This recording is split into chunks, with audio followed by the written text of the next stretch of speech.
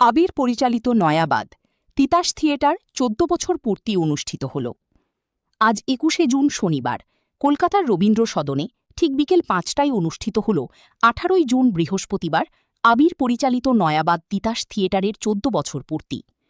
এই অনুষ্ঠানে উপস্থিত ছিলেন পরিচালক Chittaranjan Tripathi, national of drama, শ্রমিক ভট্টাচার্য, সাংসদ রাজ্যসভা ও রাজ্য বিজেপির সভাপতি, নীলাঞ্জনা রায়, অল ইন্ডিয়া সেক্রেটারি, সংস্কার ভারতী। প্রদীপ প্রজ্বলনের মধ্য দিয়ে এই অনুষ্ঠানের শুভ সূচনা করা হয়। এরপর প্রত্যেক অতিথিদের উত্তরীয়, ব্যাচ ও ফুলের তোড়া দিয়ে সম্মাননা জানান। সম্বর্ধনা দেওয়ার সাথে সাথে বিশিষ্ট অতিথিদের স্মারক দিয়ে সম্মানিত করেন সম্মানিত অতিথি ইন্দ্রনীল খান, পাপিয়া অধিকারী, সজল ঘোষ, তাপস রায়, সর্বরী মুখার্জি, ড অগ্নিমিত্রা পাল, নিশীথ প্রামাণিক, রূপা গাঙ্গুলি, রুদ্রনীল ঘোষ, রত্না দেবনাথ, শঙ্কর সিকদার, পূর্ণিমা চক্রবর্তী, সৌরভ সিকদার, অরিজিৎ বক্সি, দেবাশিস ধর, শঙ্কর ঘোষ, স্বপন দাশগুপ্ত এবং যিনি সহায়তা করেছেন কৃষ্ণেন্দু গোস্বামী। সর্বশেষে অতিথিরা নাটকে বিভিন্ন বিষয় তুলে ধরেন। বলেন, নয়া বা তিতাসের নাটক মানুষের মনে আন্দোলন সৃষ্টি করেছে, যে নাটকের মধ্য দিয়ে মানুষের অনেক চাওয়া পাওয়া রয়েছে। সমস্ত শিল্পীরাই এই নাটক থেকেই তাদের ভাবনা ফুটিয়ে তোলে এবং আজ ইলেকট্রনিক্স মিডিয়ার মাধ্যমে বিভিন্ন সিরিয়ালে অংশগ্রহণ করেন। নাটক শিল্পীদের অনেক কিছু শিখিয়ে দেয়, যাহা অন্য কিছু শেখা যায় না। আমরা মনে করি, নাটক না শিখলে বা নাটকে না অভিনয় করলে কখনোই বড় পর্দায় আসা যায় না। নাটক থেকেই ভাবভঙ্গি তৈরি হয়। তাই সকল শিল্পীদের এটুকুই বলব, নাটককে বাঁচিয়ে রাখুন, নতুন নতুন ভাবনাতে নাটক তৈরি করুন, জনগণের সামনে তুলে ধরুন। উপস্থিত ছিলেন আজকের অনুষ্ঠান মঞ্চে বিধায়ক, বিধায়িকা এবং সাংসদ ও সম্মানীয় ব্যক্তিরা। রিপোর্টার শম্পা দাস, কলকাতা, পশ্চিমবঙ্গ।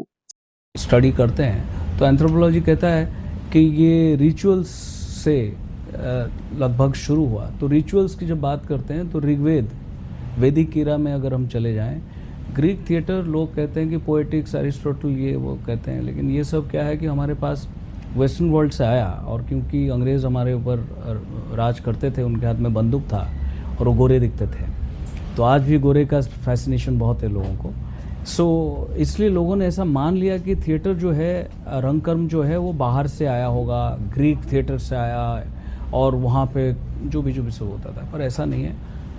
यहाँ पे वैदिक इरा जब चला था वहाँ से ये सब शुरू हुआ। इसलिए जब नाट्यशास्त्र তিতাসের অনুষ্ঠানে অভিনেত্রী পাপিয়া অধিকারী, যিনি পর্দাকে যদি আলাদা রাখি মঞ্চ কাঁপিয়েছেন, সেটা থিয়েটার হোক বা যাত্রা হোক, তো আজকের এই অনুষ্ঠানে এসে কেমন লাগছে? আমি বরাবরই সর্বরী আর ওর বরকে খুব পছন্দ করি, আর প্রতিবারই আসি। মানে এই নিয়ে বোধহয় ২-৩ বছর হয়ে গেল ওদের জন্মদিনে আসি, ওদের নাটক দেখি। ওরা খুব মানে অন্তর থেকে করে।